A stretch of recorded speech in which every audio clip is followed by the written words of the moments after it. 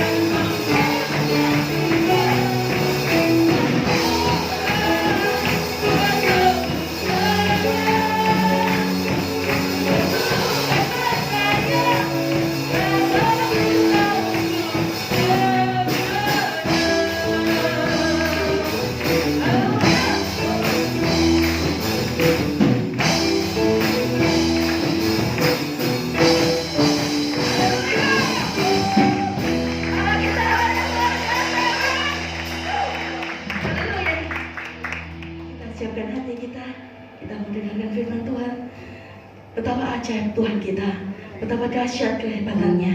Haleluya.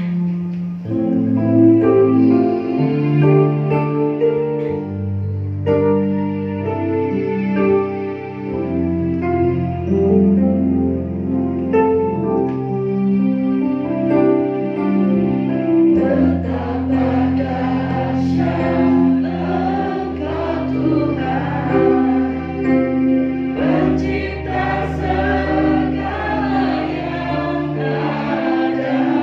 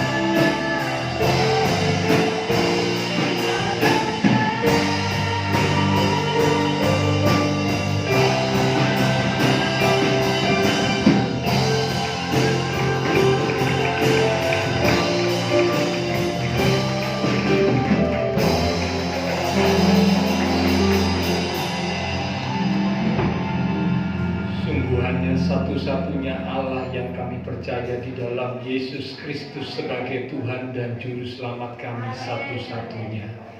Dahsyat, hebat, ajaib, mengasihi kami. Kami bangga punya Allah seperti-Mu. Terima kasih buat kesempatan sore malam ini. Kami umat-umat Tuhan boleh kembali hadir beribadah bersama-sama. Kami sudah memuji, memuliakan Tuhan. Dan kami yakin melalui setiap pujian yang disampaikan dari hati yang sungguh percaya dan mengasihi Tuhan, maka pujian kami boleh menyenangkan hati Tuhan. Engkau hadir bersemayam di atas pujian umat-Mu. Kami hormati, kami hargai kehadiran-Mu. Kami buka hati kami lebih lagi, mempersilakan untuk Tuhan berkata-kata kepada setiap kami. Mari urapi setiap kami ya Roh Kudus. Lembutkan hati kami. Beri kami hati seorang hamba, telinga seorang murid, hati yang haus, hati yang rindu akan firman Tuhan. Sehingga ketika benih firman ditaburkan, sungguh boleh tertanam, berakar, bertumbuh, dan berbuah di dalam kehidupan setiap kami. Urapi pula hamba-Mu yang terbatas, taruh pikiran dan perkataan Kristus pada diri hamba-Mu. Bila Tuhan yang berkata-kata melalui mulut bibir hamba-Mu, sampai pesan Tuhan bagi setiap kami saat ini. Kami umat-umat Tuhan siap untuk menerimanya. Di dalam nama Tuhan Yesus Kristus, semua yang siap diberkati dengan firman Tuhan, bersama kita berkata amin. Saya kembali Bapak Saudara. Shalom. Ya, puji Tuhan. Nah, sore malam hari ini saya mengajak kita sama-sama belajar kebenaran firman Tuhan. Judul perenungan firman Tuhan pada hari ini adalah Salomo dan Kitab Pengkhotbah. Ya, jadi judulnya Salomo dan Kitab Pengkhotbah. Nama Salomo sudah sangat kita kenal dengan baik, ya. Nah, Kitab Pengkhotbah adalah salah satu kitab yang ditulis oleh Salomo. Nah, tema Kitab Pengkhotbah itu segala sesuatu adalah sia-sia. Jadi kalau saudara pernah membaca Kitab Pengkhotbah dari pasal awal sampai akhir, itu kata sia-sia, usaha menjaring angin itu diucapkan berulang kali. Usaha menjaring angin itu sia-sia, sama. Karena bagaimana mungkin kita bisa menjaring angin? Tidak mungkin. Menjaring ikan bisa, tapi menjaring angin ya tidak bisa. Ya, angin hanya bisa dirasakan, tapi dijaring, ditangkap, tidak mungkin bisa. Nah, Kitab Pengkhotbah berulang kali mengucapkan kata sia-sia. Semuanya, segala sesuatu sia-sia. Usaha menjaring angin. Sehingga terkesan bahwa Kitab Pengkhotbah ini sepertinya bernada pesimis. Ya, pesimis. Pesimis itu sesuatu yang tidak ada gunanya, tidak ada manfaatnya, sia-sia. Hidup ini sia-sia, kosong, hampa, dan sebagainya. Nah, kok aneh gitu ya? Kitab ini kok temanya seperti itu? Ya, sehingga kadang-kadang umat Tuhan yang tidak memahami dengan baik mungkin sempat berpikir, loh, kitab yang isinya seperti ini kok bisa masuk menjadi salah satu bagian dari Alkitab? Padahal Alkitab itu kan biasanya bicara tentang iman, ya, iman yang kuat, iman yang teguh, pengharapan yang kuat, kasih yang makin lebih lagi. Biasanya kan bicara seperti itu. Tapi ini kok bicaranya sia-sia, sia-sia. Loh, pesimis banget. Ya, nah, ada apakah gerangan? Oke, karena itu saya mengajak Bapak Ibu Saudara belajar bersama. Judulnya Salomo dan Kitab Pengkhotbah. Ya, Salomo menulis 3 kitab. Di Alkitab itu ada 3 kitab yang ditulis oleh Salomo. Yang pertama itu adalah Kitab Kidung Agung. Ya, Kitab Kidung Agung ditulis oleh Salomo saat usianya masih muda. Nah, Kitab Kidung Agung itu berisi ya kisah cinta, ya pernyataan cinta dari Salomo untuk kekasihnya. Itu Kitab Kidung Agung ditulis pada usia muda, masa muda. Yang kedua, kitab yang ditulis oleh Salomo adalah kitab Amsal. Nah, semua pasti tahu kitab Amsal ya. Kitab Amsal ini berisi banyak nasihat, wisdom, nasihat sebagai penuntun kehidupan. Ya, ditulis oleh Salomo pada saat usia pertengahan. Ketika dia sudah semakin matang, semakin dewasa, semakin bijak, dia nulis kitab Amsal itu. Karena itu isinya Amsal luar biasa. Ya, pemuda-pemudi yang mau mendalami tentang Amsal, bagus sekali. Ini banyak berisi nasihat untuk pemuda-pemudi itu seperti bagaimana menjalani kehidupan, itu bagus. Ya, Amsal. Lalu yang ketiga, kitab yang ditulis oleh Salomo yang ketiga adalah kitab Pengkhotbah. Ditulis oleh Salomo di usia lanjut tua, maksudnya begitu ya, usia lanjut, saat-saat sebelum dia mati. Ya, jadi kalau yang pertama Kidung Agung ditulis usia muda, pernyataan cinta kepada sang kekasih.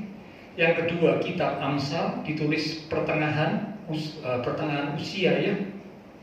Dia sudah semakin matang, semakin dewasa, kata-kata bijak, nasihat bijak ya disampaikan untuk menuntun kehidupan. Dan yang ketiga kitab Pengkhotbah yang ditulis pada usia tua yang menjelang akhir hidupnya, dia menulis kitab ini.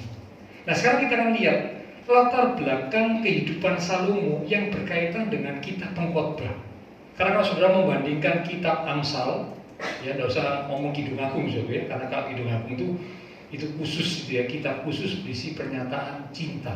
Tapi kalau Amsal dibandingkan dengan Pengkhotbah, wah, sepertinya sesuatu yang kontra gitu ya. Satu nasihat-nasihat bijak, yang satu ngomongnya sia-sia. Segala sesuatu adalah sia-sia. Waduh, ya kontra banget. Apakah gerangan yang terjadi? Latar belakang apa yang terjadi dalam kehidupan Salomo sehingga dia menulis kitab Pengkhotbah yang berisi seperti itu? Dengan tema apa? Segala sesuatu adalah sia-sia. Jadi temanya Pengkhotbah itu, so, segala sesuatu yang di bawah matahari, maksudnya di bawah bumi ini, so, ya, di bawah matahari, sia-sia usaha mencari langit. Oke. Nah, sekarang kita lihat latar belakang kehidupan Salomo berkaitan dengan kitab Pengkhotbah yang ditulisnya. Salomo adalah seorang yang memiliki hikmat yang luar biasa, dan itu dimiliki karena permintaannya kepada Allah. Sudah tentu tahu itu ya. Salomo waktu di awal dia memerintah, dia minta hikmat kepada Allah karena dia sadar dia tidak mampu, dia nggak bisa. Dan Allah berkenan kepada permintaan Salomo sehingga Salomo diberi hikmat. Hikmatnya Salomo luar biasa. 1 Raja-Raja 4, ayo kita lihat. 1 Raja-Raja 4 ayat yang ke-29. 1 Raja-Raja 4 ayat 29. Malam hari ini agak banyak membuka ayat-ayat ya. Jadi karena itu siapkan Alkitab, siapkan gadget yang hanya digunakan untuk membuka Alkitab saja ya, jangan yang lain. Konsentrasi kita ditujukan untuk firman Tuhan. 1 Raja-Raja 4 ayat 29. Dan Allah memberikan kepada Salomo hikmat dan pengertian yang amat besar, serta akal yang luas seperti dataran pasir di tepi laut. Amin. Jadi ini pernyataan bahwa Allah yang memberikan hikmat kepada Salomo, hikmatnya itu begitu luas, begitu luar biasa. Sehingga kalau sudah baca ayat berikutnya, mengalahkan hikmat dari orang-orang yang pinter-pinter, yang pandai-pandai, kalah dengan hikmatnya Salomo. Mengapa? Karena yang memberi hikmat kepada Salomo adalah Tuhan. Dan itu diberikan oleh Tuhan sesuai dengan permintaan Salomo. Jadi permintaan yang baik, saudara, ya, yang berkenan di hadapan Tuhan, itu akan diberi, saudara. Seperti Salomo ini. Dia diberi hikmat, hikmatnya luar biasa. Sehingga Salomo menjadi seorang raja yang sukses.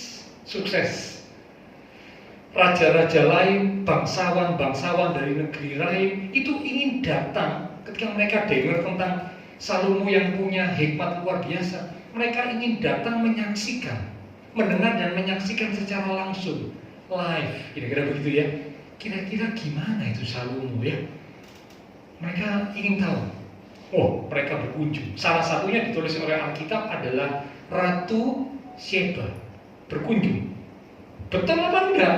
Berita yang ku dengar tentang Salomo yang berhikmat luar biasa itu betul apa enggak? Waktu Ratu Sheba datang, dia sampai, ya kalau dalam istilah kita, godek-godek. Wah, ternyata yang aku lihat dengan apa yang aku dengar, yang aku lihat lebih lagi. Jadi Ratu Sheba dengar bahwa hikmatnya Salomo luar biasa, tapi waktu dia lihat Salomo memerintah, membuat keputusan, kebijakan, Ratu Sheba mengakui bahwa yang aku lihat ini lebih hebat lagi dibanding yang ku dengar. Ya, jadi memang betul Salomo punya hikmat yang luar biasa. Nah, bangsawan, raja-raja dari negeri-negeri lain sampai memberikan upeti, persembahan kepada Salomo. Kekaguman mereka tunduk kepada Salomo, raja yang hebat, berhikmat. Mereka memberi upeti, sehingga dicatat oleh Alkitab, Salomo menjadi seorang raja bukan cuma berhikmat, tapi kayanya luar biasa karena dapat upeti. Ya, dari orang-orang raja-raja di sekitarnya semua banyak yang memberi upeti kekaguman mereka ya kepada Salomo, ditunjukkan dengan memberikan upeti. Itu tertulis di 1 Raja-Raja 10 ayat 23. Ayo kita lihat ya, 1 Raja-Raja 10 ayat 23. Demikian firman Tuhan. Raja Salomo melebihi semua raja di bumi dalam hal kekayaan dan hikmat. Wah, top ini ya. Hikmatnya luar biasa. Sekarang dikatakan kekayaannya juga luar biasa, melebihi semua raja di bumi. Berarti kalau boleh saya katakan, ini orang paling kaya, paling pintar, paling berhikmat. Waduh, bukankah ini bisa dikategorikan sebagai orang yang sukses? Betul, Saudara? Ini sukses ini. Ya, paling kaya, paling pintar. Wah, sudah otomatis ini sukses. Dan ini yang paling didambakan oleh semua manusia kalau jujur, kepingin mengejar dan memiliki keadaan yang seperti ini. Betul nggak? Loh iya kan? Paling kaya, paling pintar sedunia. Aduh, luar biasa. Ya, keadaannya seperti itu. Namun ternyata Alkitab menunjukkan ada beberapa kesalahan yang fatal yang dilakukan oleh Salomo, dosa yang fatal yang dilakukan oleh Salomo di hadapan Tuhan. Nah, ini yang perlu kita tahu ya. Mengapa kok dia sampai hanya nulis kitab pengkhotbah seperti itu? Orang yang punya hikmat, orang yang kaya luar biasa, kok ngomong segala sesuatu adalah sia-sia. Ada apakah gerangan? Ya, oke. Nah, sekarang kita lihat apakah kesalahan fatal yang dilakukan Salomo di hadapan Tuhan. Kita buka 1 Raja-Raja 11. Ayo kita lihat 1 Raja-Raja 11. Di ayat yang pertama mulai. 1 Raja-Raja 11 ayat pertama mulai. Perikop di atas berjudul Salomo jatuh ke dalam penyembahan berhala. 1 awal mulai ya. Adapun Raja Salomo mencintai banyak perempuan asing. Bukan cuma perempuan, bukan cuma banyak perempuan, tapi banyak perempuan asing. Siapa yang dimaksud asing? Asing ini adalah bicara orang di luar Israel. Jadi bukan orang Israel, karena itu disebut perempuan asing. Ya, terjemahan lain ada yang bilang perempuan kafir dan sebagainya. Ya, di samping anak Firaun, saya lanjut ya, ia mencintai perempuan-perempuan disebutkan Moab, Amon, Edom, Sidon, dan Het. Padahal tentang bangsa-bangsa itu Tuhan telah berfirman kepada orang Israel, janganlah kamu bergaul dengan mereka dan mereka pun janganlah bergaul dengan kamu. Sebab sesungguhnya mereka di sini adalah orang-orang yang asing itu ya, akan mencondongkan hatimu, terjemahan lain berkata akan memikat, akan menarik hatimu kepada ilah-ilah mereka. Ini Tuhan ngomong begitu. Lanjut. Hati Salomo telah terpaut kepada mereka dengan cinta. Stop dulu ya, jangan ditutup ya, nanti lanjut ya. Kadung jatuh cinta, so. Ya, orang kalau saudara jatuh cinta katanya pepatah di luar sana, so, itu tai kucing rasanya coklat katanya, so. Waduh, konyol ini ya. Tai kucing sama coklat tuh beda loh, so, ya. Ini bisa rasanya sama, so. Karena kadung jatuh cinta. Wah, gawat. Cinta kalau tidak dilandasi dengan kebenaran firman Tuhan itu berbahaya. Akan membuat seseorang jadi jatuh. Seperti Salomo ini, nanti kita lihat. Ya Bapak, kadung jatuh cinta. Hatiku tidak bisa beralih kepada yang lain. Kalau aku nggak sama dia, lebih baik aku mati. Aduh. Saya kalau dengar orang kayak gini, saya rasanya aduh, kok sih nemenin gitu ya. Di dunia kayak tidak ada orang lain aja, so. Ya. Nah kalau tidak seiman bagaimana? Seperti Salomo ini tidak seiman. Karena dikatakan nanti membawa hati Salomo condong kepada ilah-ilah yang lain. Tidak lagi dengan sepenuh hati mengikut Tuhan. Tidak. Karena apa? Milik istri yang tidak seiman. Banyak istri, istrinya tidak seiman. Ya, sudah banyak aja itu salah, so. Ya. Kalau saudara baca di Ulangan, nanti baca saja di rumah ya. Kalau saya bacakan semua nanti terlalu banyak. So. Ulangan pasal 7, Ulangan 17 ayat yang ke-17. Ulangan 17 ayat 17. Ya. Di situ dikatakan janganlah raja ini ya, kriteria raja, janganlah ia mempunyai banyak istri supaya hatinya jangan menyimpang dan selanjutnya. Itu Ulangan 17 ayat 17. Ya, sudah diomong seperti itu, so. Ya. Jadi Salomo ini sudah punya banyak istri, orang asing lagi, so. Ya, lanjut ya. 3. Ia mempunyai 700 istri dan 300 istri dari kaum bangsawan dan 300 gundik. Wah, ini memiliki mertua terbanyak sedunia, so. Ya. Punya mertua satu saja kita memberi perhatian sudah kadang-kadang kurang-kurang loh, so, ya. Ya, terbatas kan kita punya mertua satu saja loh, memberi perhatian sudah kadang-kadang kita kurang, so. Nah ini punya mertua 1000. Bayangkan kayak apa nih, so, ya. Lanjut. Istri-istrinya itu menarik hatinya daripada Tuhan. Hatinya bergeser. Ya, kira-kira begitu ya. 4. Sebab pada waktu Salomo sudah tua, istri-istrinya itu mencondongkan hatinya kepada ilah-ilah lain, sehingga ia tidak dengan sepenuh hati berpaut kepada Tuhan Allahnya seperti Daud ayahnya. Demikianlah Salomo mengikuti Asitoret, dewi orang Sidon, dan mengikuti Milkom, dewi kejijikan sembahan orang Amon. Dan Salomo melakukan apa yang jahat di mata Tuhan, dan ia tidak dengan sepenuh hati mengikut Tuhan seperti Daud ayahnya. Pada waktu itu Salomo mendirikan bukit pengorbanan bagi Kamos, dewa kejijikan sembahan orang Moab, di gunung di sebelah timur Yerusalem, dan bagi Molok, dewa kejijikan sembahan Bani Amon.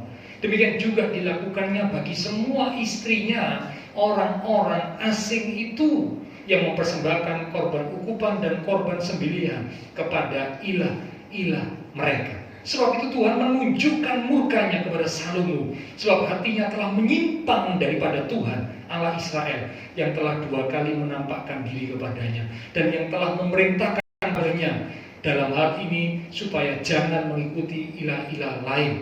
Akan tetapi ia, Salomo, tidak berpegang pada yang diperintahkan Tuhan. Lalu berfirmanlah Tuhan kepada Salomo, oleh karena begitu kelakuanmu, yakni engkau tidak berpegang pada perjanjian dan segala ketetapanku yang telah kuperintahkan kepadamu, maka sesungguhnya aku akan mengoyakkan kerajaan itu daripadamu dan akan memberikannya kepada hambamu.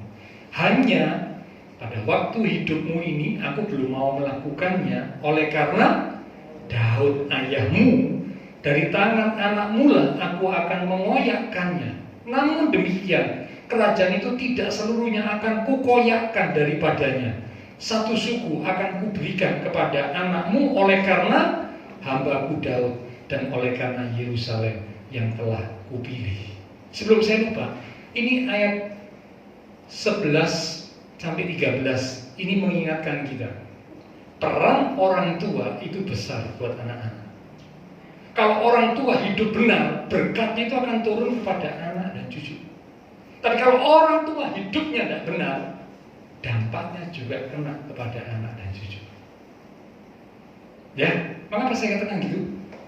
Salomo yang melakukan dosa, Tuhan bilang kerajaanmu akan kukoyakkan. Kukoyakkan itu maksudnya diambil dari Salomo, direbut dari Salomo.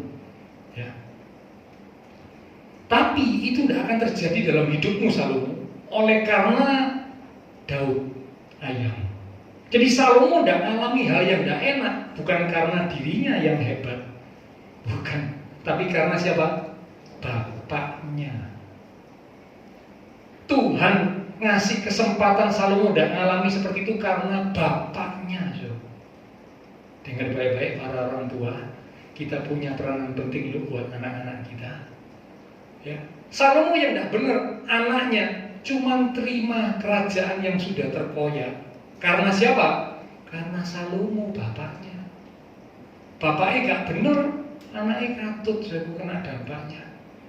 Tapi itu pun Tuhan bilang, tidak semuanya ku ambil, tak sisai satu suku dan Yerusalem.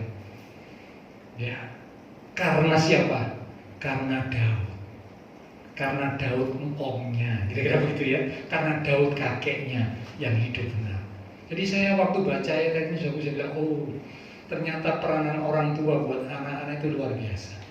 Saya mendengar ada banyak orang tua sediakan ya warisan buat anak-anak. Tidak salah, ya, mau mewariskan kepandaian, mewariskan uang kalau ada ya boleh, mewariskan rumah, ya, mewariskan apalagi boleh, silakan aja, tidak apa-apa, asal jangan mewariskan utang, itu repot.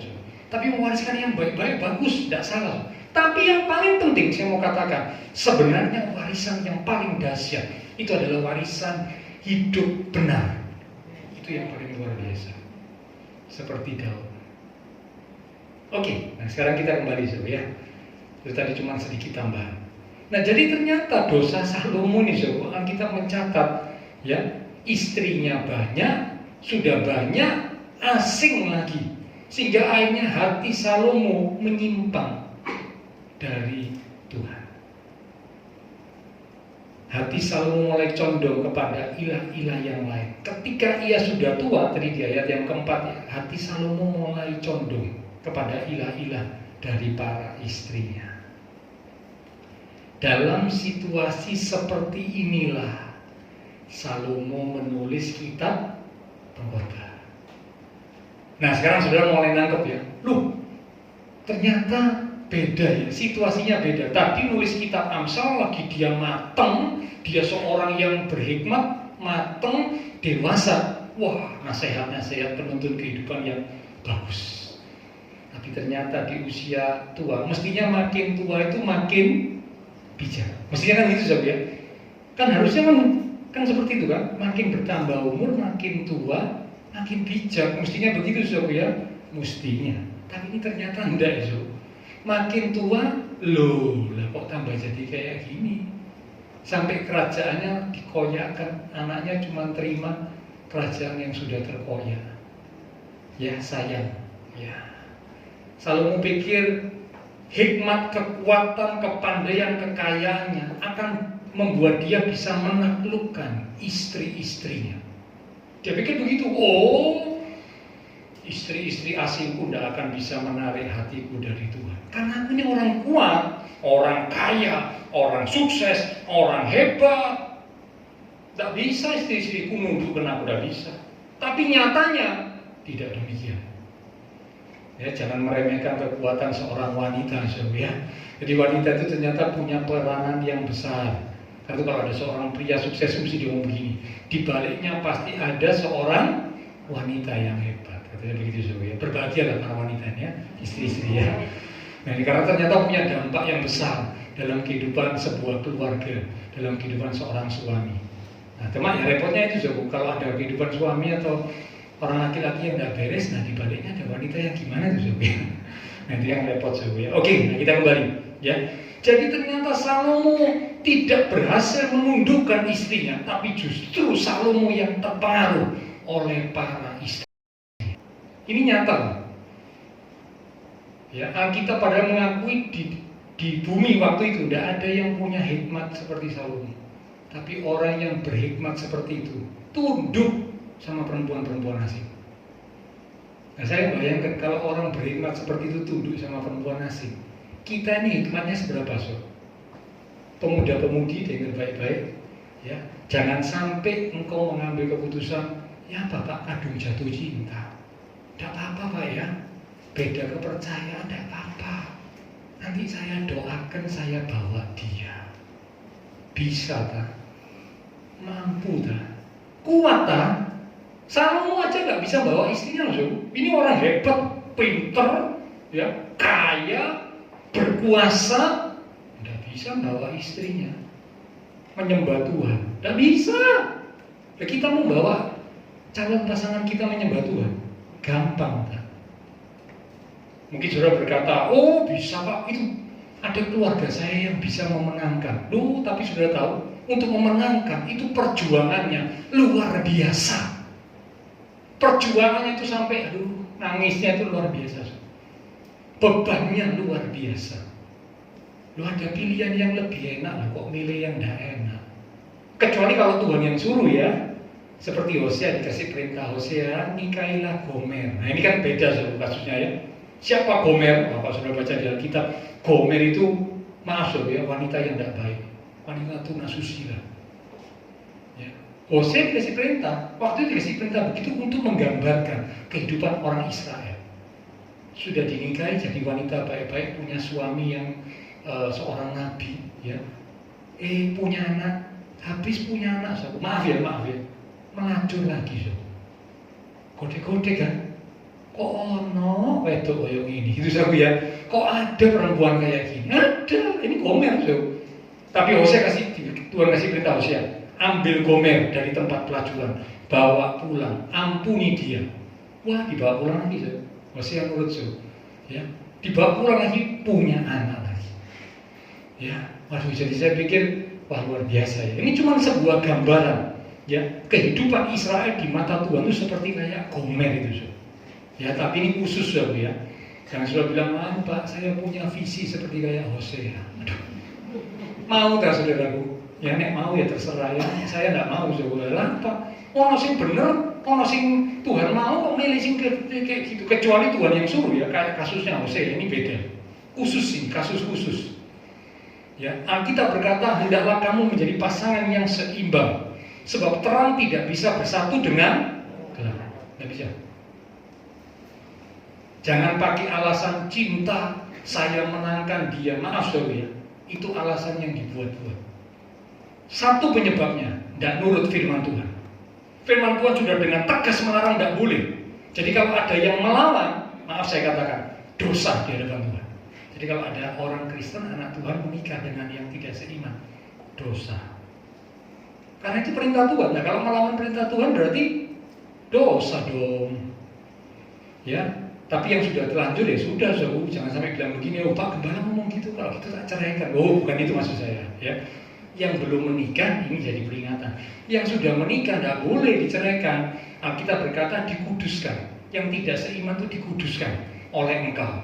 Karena itu harus berjuang sungguh-sungguh. Ya, tapi yang belum menikah jangan. Itu dosa, pelanggaran terhadap perintah Tuhan. Oke, kita kembali. Ya, jadi dalam situasi seperti inilah Salomo menulis kitab Pengkhotbah. Di tengah situasi hatinya condong kepada ilah lain, ya. Lalu dia merasakan kehidupan yang hampa, kosong, ya. Ternyata kekayaannya, hikmatnya, kemuliaannya, semuanya itu kok dia merasa hidupnya hampa karena situasi yang seperti ini.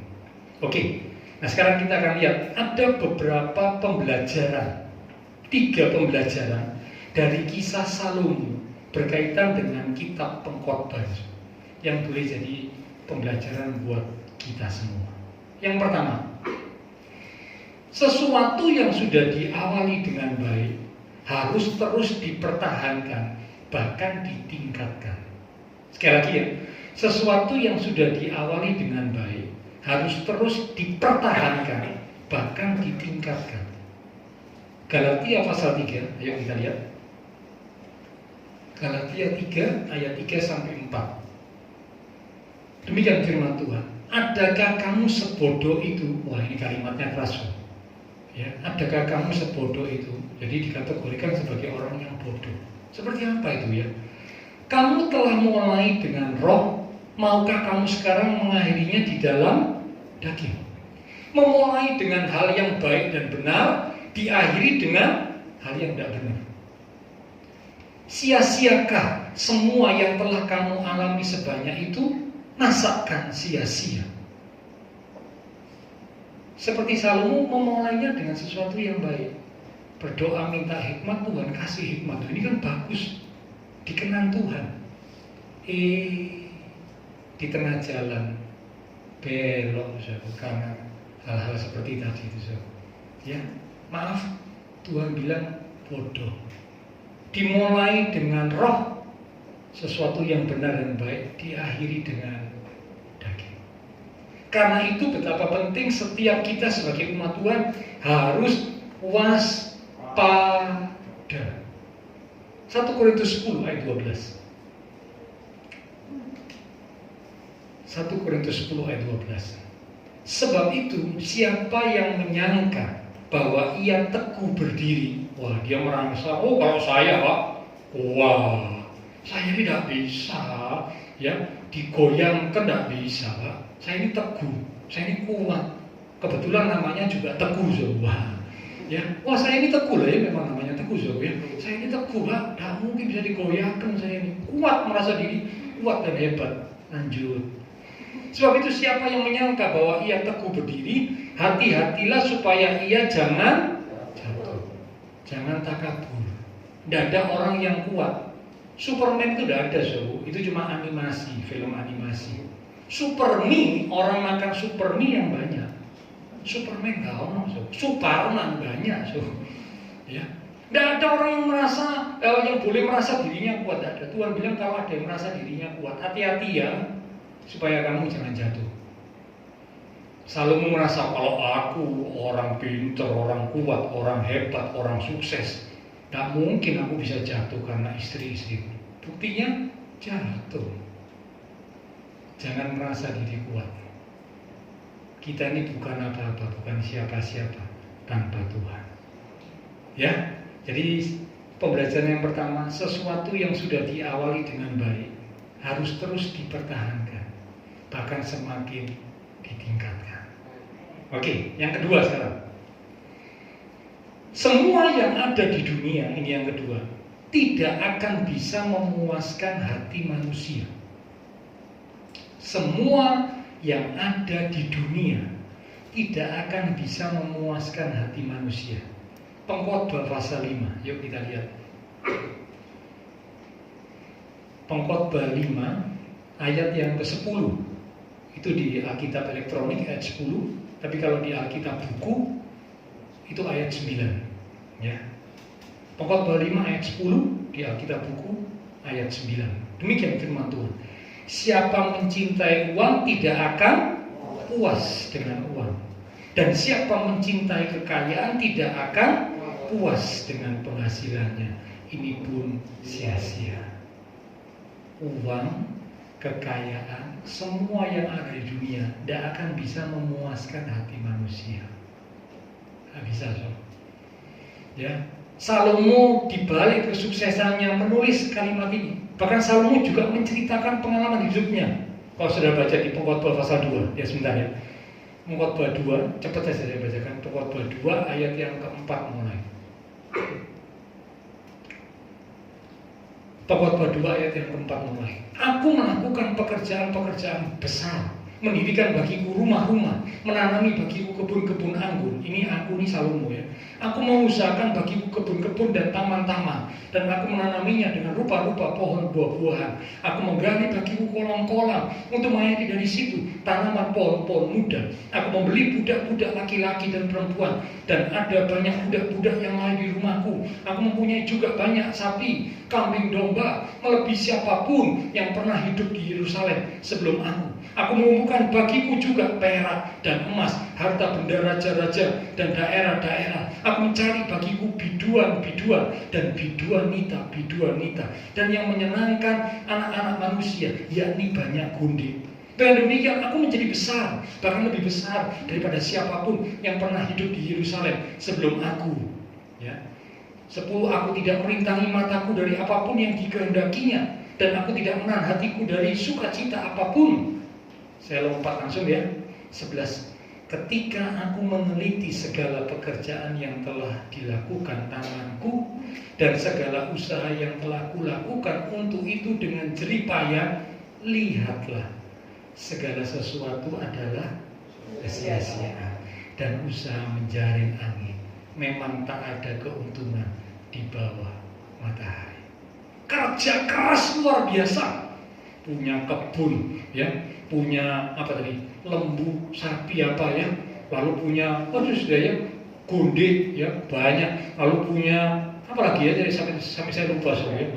Wah, emas perak, waduh, semua yang diingini manusia dipunyai Salomo.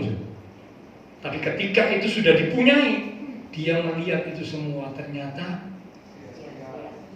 tidak bisa memberi kepuasan. Jadi kalau ada umat Tuhan di dunia ini ikut Tuhan cuma kepingin soal kaya, masuk ya, belajarlah dari Salomo. Sia-sia. Ya. Kalau hidup di dunia cuma tujuannya kepingin kaya saja, so. Ikut Tuhan kepinginnya juga kaya saja tujuannya, sia-sia.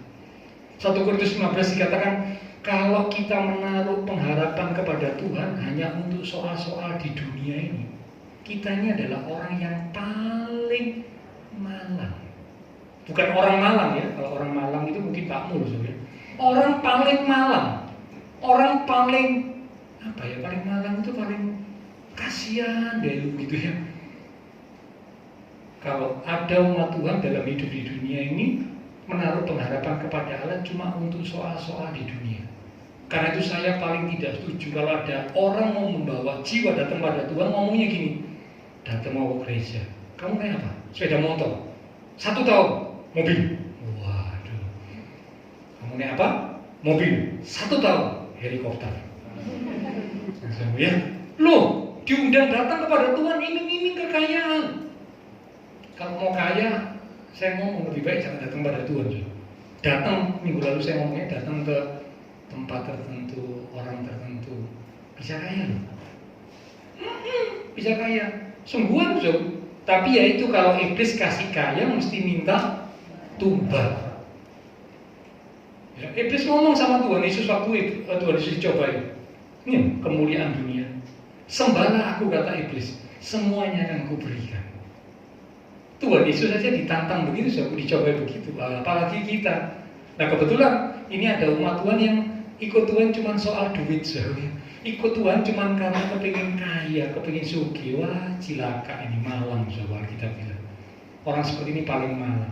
Ikut Tuhan itu karena kita butuh Tuhan sebagai satu-satunya juru selamat, sumber keselamatan kita. Itu yang paling penting, so. Bukan karena kaya. Kaya itu cuma tambahan. Yang pasti Tuhan bilang tidak akan kekurangan sesuatu pun yang baik. Itu janji Tuhan. Ya, oke, nah kita kembali. Jadi ternyata Salomo yang kaya seperti itu, so, merasa bahwa ternyata sia-sia. Karena semua yang ada di dunia tidak bisa memuaskan hati manusia. Kalau hidup di dunia ini mengandalkan kekayaan, mengandalkan kedudukan, maka hidup akan terasa sia-sia. Seperti kayak Salomo, sia-sia. Punya segalanya tapi merasa sia-sia, kosong, hampa. Ya. Hanya satu yang lebih besar dari hati manusia, itu adalah Allah. Semua perkara yang ada di dunia ini tidak bisa lebih besar dari hati manusia. Itulah sebabnya tidak bisa memuaskan manusia. Duit yang banyak, aset, kedudukan yang tinggi, tidak ada yang lebih besar dari hati manusia, tidak ada. Karena itu tidak pernah bisa memuaskan manusia. Kau ditanya selalu masih bilang kurang, tidak puas. Yang lebih besar dari hati manusia itu cuma satu. Kita lihat 1 Yohanes 3 ayat 20. 1 Yohanes 3 ayat 20. Kalimat terakhir. Allah adalah lebih besar daripada hati kita serta mengetahui segala sesuatu. Yang lebih besar dari hati manusia cuma satu, Allah. Yang lain tidak ada yang lebih besar. Nah, itulah sebabnya tidak ada yang bisa memuaskan hati manusia. Tidak ada, ya, sampai top kaya, top pinter, ya, top kemuliaan seperti Salomo, tidak puas, tidak puas. Ya, oke. Tadi yang kedua, semua yang ada di dunia tidak akan bisa memuaskan hati manusia. Karena itu jangan mengejar apa yang ada di dunia. Kejarlah Tuhan. Kalau kita mengejar Tuhan, Matius 6 berkata, cari dahulu kerajaan Allah dan maka semuanya itu. Jangan dibalik, cari dahulu duit. Maka Allah akan datang kepada kita. Loh, memangnya Allah ini hansip, ya, cari dahulu kerajaan Allah dan kebenarannya. Tuhan yang nomor satu, fokus hidup kita. Nanti yang lain dikasih imbuhan, dikasih tambahan. Tidak perlu khawatir. Ya, satu lagu bilang, perhatikan burung-burung di udara, perhatikanlah bunga bakung di ladang. Loh, itu Tuhan pelihara, Tuhan hiasi. Apalagi kita umat kesayangannya. Amin. Jangan cari duit. Nomor satu, bekerja harus, karena memang itu bagian dari hakikat hidup kita, bekerja. Tapi bukan untuk semata-mata mengejar uang, bukan. Tapi bekerja untuk memuliakan Tuhan, menyenangkan hati Tuhan. Itu yang paling penting. Oke, yang ketiga sekarang, yang terakhir. Jadi pembelajaran yang pertama, sesuatu yang sudah diawali dengan baik harus terus dipertahankan, bahkan semakin ditingkatkan. Yang kedua, semua yang ada di dunia tidak akan bisa memuaskan hati manusia. Yang ketiga, hidup akan menjadi bermakna, hidup akan menjadi berarti kalau kita bersandar kepada Allah dan berpegang pada perintah-perintahnya. Sekali lagi, hidup akan jadi bermakna, hidup akan jadi berarti kalau kita bersandar kepada Allah dan berpegang pada perintah-perintahnya. Kita baca ayat-ayat yang hampir terakhir. Pengkhotbah 12. Pengkhotbah 12 di ayat yang pertama mulai. Ini pasal yang terakhir dari kitab Pengkhotbah, ya. Ingatlah akan penciptamu pada masa mudamu, sebelum tiba hari-hari yang malam dan mendekat tahun-tahun yang kau katakan tak ada kesenangan bagiku di dalamnya. Stop. Nanti kita lanjut, ya, jangan ditutup dulu, ya. Ini ternyata di kitab Pengkhotbah, setelah pasal-pasal sebelumnya banyak ngomong sia-sia, usaha menjaring angin. Di pasal 12 muncul, ya, Salomo rupanya sadar, bertobat ini, ya. Salomo bilang, ingatlah akan penciptamu pada masa mudamu. Jangan ngomong gini, ya, Pak, kalau mudanya waktunya senang-senang, Pak, hura-hura. Nanti kalau tua, kaya raya, mati, masuk surga. Nah, saya tanya, sih ngomong siapa? Tuhan ngomong gitu, kan? Tidak pernah loh Tuhan ngomong gitu. Justru dibilang, ingatlah penciptamu pada masa mudamu. Anak-anak perlu diajari kebenaran semenjak muda, supaya pada masa tuanya pun ia tidak akan menyimpang. Kita masa berkata begitu. Jangan sampai orang tua bilang ini, wes anak-anak tak bebas, no. Kita ini kan bineka tunggal ika. Loh, memang benar bineka tunggal ika. Tak bebas, no, milih dewek, tak terserah wis. Loh, kita tahu jalan kebenaran hanya ada dalam Tuhan Yesus, kok anak-anak dibebaskan?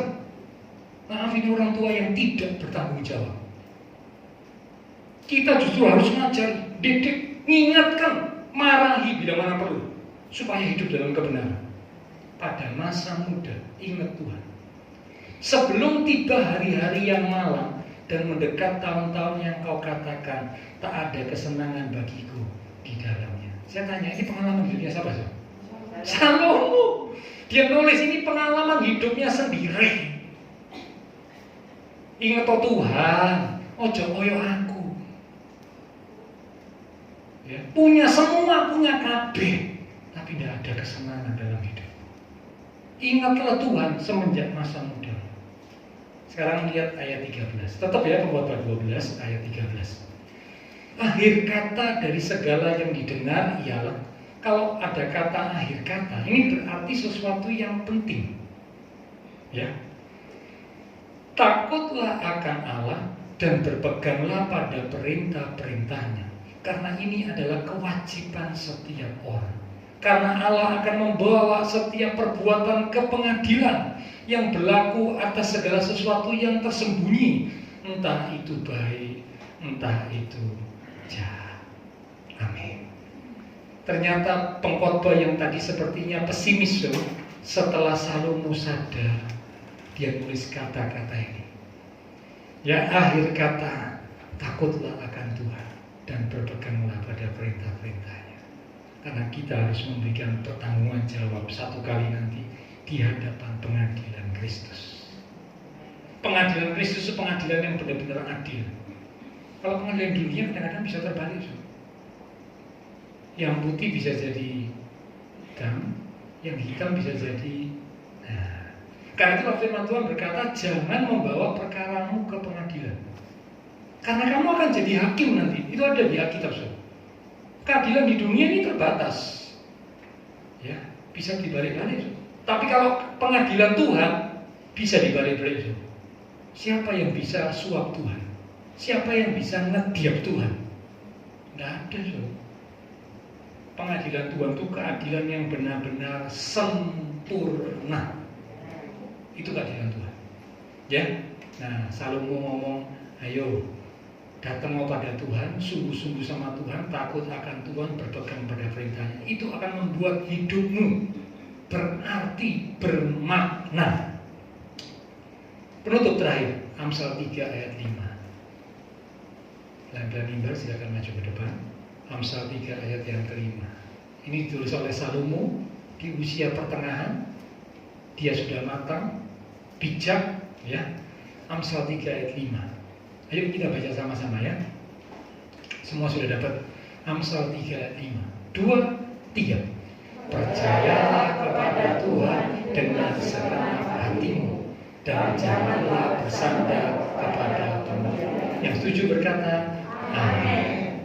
Percayalah kepada Tuhan dengan segenap hatimu. Saya tanya, Salomo di masa tua melakukan ini aja? Enggak. Ya, jadi ini ditulis oleh Salomo di usia pertengahan. Jadi dia tidak melakukan ini, ya, karena itu dia akhirnya sadar, salah. Maka hidupku jadi hampa, kosong, sia-sia semuanya. Padahal kaya, mulia, pintar, sia-sia. Karena di luar Tuhan, hidup tanpa Tuhan itu sia-sia. Tidak ada yang bisa memuaskan hati manusia. Cuma Allah yang bisa memuaskan hati manusia. Karena hanya Allah yang lebih besar dari hati manusia. Percayalah kepada Tuhan dengan segenap hatimu, dan janganlah bersandar kepada pengertianmu sendiri. Kata pengertianmu sendiri itu bisa saudara tambahi, bersandar kepada kekayaan sendiri, bersandar kepada apalagi ya, kekuatan sendiri dan sebagainya. Tidak boleh. Percayalah kepada Tuhan dengan segenap hati. Mari kita datang kepada Tuhan. Silakan anda maju ke depan. Lewat firman Tuhan, kita diingatkan betapa penting untuk kita menjadikan Tuhan sebagai segala-galanya dalam hidup kita. Karena mari katakan bersama lewat pujian ini. Kaulah segalanya di dalam hidupku, di dalam hidup, kerajaan, kebenaranmu, hidup bahagia. Kaulah yang Tuhan, Kaulah yang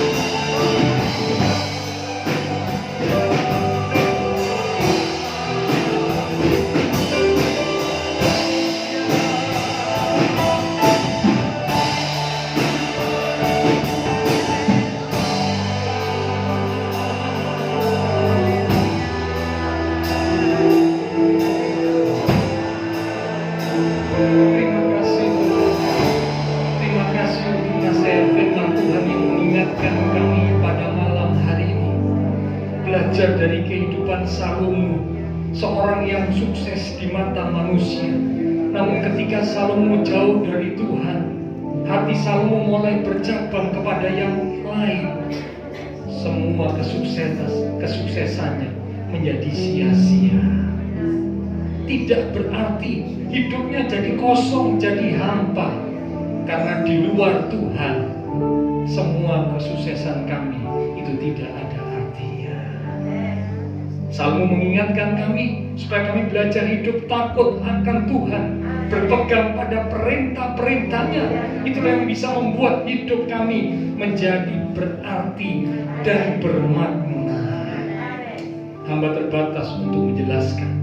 Roh Kudus, Engkau yang akan mengingatkan firman yang sudah kami terima pada malam hari ini, sehingga kami boleh menjadi orang-orang yang bijaksana, orang-orang yang semakin hidup sungguh-sungguh di dalam Tuhan, mengawali dengan sesuatu yang baik. Hidup kami, iman rohani kami tambah lama, tambah meningkat, tambah bertumbuh. Itulah yang menyukakan hati Tuhan. Sehingga kalau Tuhan panggil kami pulang, kami bisa berkata seperti Rasul Paulus, aku telah memelihara iman, aku telah mencapai garis akhir dengan baik. Sekarang tersedia bagiku mahkota. Kami rindu seperti itu Tuhan. Terima kasih Tuhan, meteraikanlah firman Tuhan di dalam hati kami.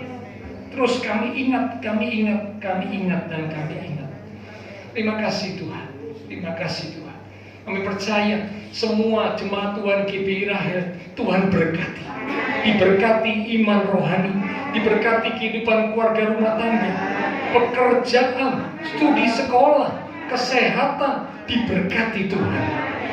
Bahkan Engkau Allah yang menyediakan masa depan yang indah, penuh dengan pengharapan untuk setiap umat-umat Tuhan yang berjalan di dalam kebenaran dan kehendak Tuhan. Terima kasih Tuhan.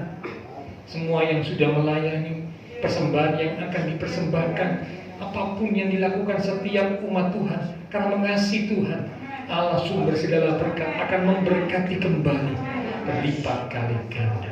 Kami berdoa buat teman-teman seiman kami yang sakit, Tuhan jamah sembuhkan dalam nama Tuhan Yesus Kristus. Mereka yang lemah dikuatkan, mereka yang susah dihiburkan, mereka sedang menghadapi masalah pergumulan, kuatkan, teguhkan iman mereka, supaya mereka boleh tetap menanti-nantikan Tuhan. Kami percaya Tuhan akan menyatakan pertolongan tepat pada waktunya. Terima kasih Tuhan. Kami berdoa memberkati bangsa negara kami Indonesia, pemimpin bangsa kami, kota kami Surabaya, bahkan tetangga lingkungan sekitar gereja Tuhan. Memberkati setiap jemaat-jemaat Tuhan yang berulang tahun sepanjang minggu ini, dengan pertambahan usia yang Tuhan berikan, membawa kami semakin sungguh dan pengasih Tuhan. Setelah selesai ibadah kami akan berpisah kembali ke keluarga rumah tangga, ke aktivitas kami masing-masing. Biarlah segala berkat anugerah, damai, sukacita yang melimpah dari Allah Bapa Surgawi, kasih Tuhan Yesus Kristus, dan persekutuan dengan kuasa Roh Kudus akan terus memimpin menuntun langkah kehidupan setiap kita. Itu terus menjadi kita sekalian mulai malam ini sampai Maranatha Tuhan Yesus datang kembali. Di dalam nama Tuhan Yesus Kristus, semua yang percaya diberkati Tuhan. Mari bersama dengan iman kita berkata, amin. Tuhan berkati, sampai berjumpa minggu yang akan datang, disertai dengan perjamuan kudus.